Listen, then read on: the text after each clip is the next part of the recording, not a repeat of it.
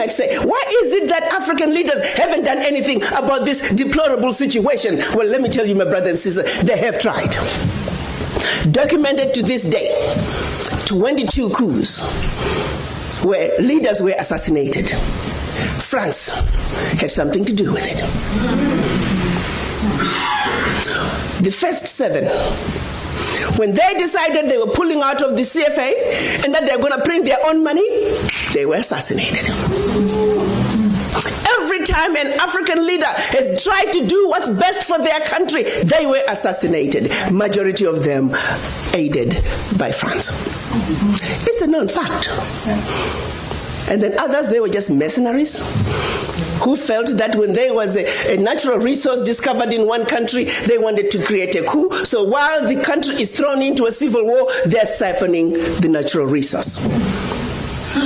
We know of one particular story that had we not known about it, it would have been, oh, there we go again, the Africans.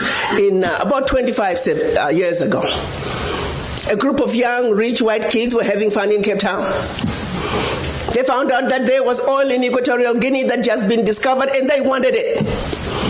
So they set out a plan to have a coup in Equatorial Guinea. So while the Guineans are busy fighting a civil war, they will be siphoning the oil. But they made one mistake. There were 2 planes. One was to leave South Africa, stop in Zimbabwe, pick up more ammunition on their way to hunt in Equatorial Guinea. Another plane was taking off in the Caribbean that had this puppet diaspora who was supposed to be the next president. Mugabe wondered why such young people needed such powerful ammunition to go hunt in Equatorial Guinea. In doing his research further, he found out that this was a coup in the making.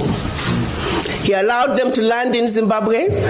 They loaded their plane, and just before takeoff, they were all arrested. The ringleader of that group was none other than the son of the former Prime Minister of the United Kingdom, Margaret Thatcher. She had to fly to Zimbabwe and paid handsomely to get her son out. The last one of those prisoners left Zimbabwe about 6-7 years ago. Had these young people succeeded, it would have been another coup. There you go, the Africans again. Such, my brothers and sisters, is the story of your Africa. They don't do coups anymore. They simply create instability. So when you hear of an instability in an African country, ask yourself, what is really going on?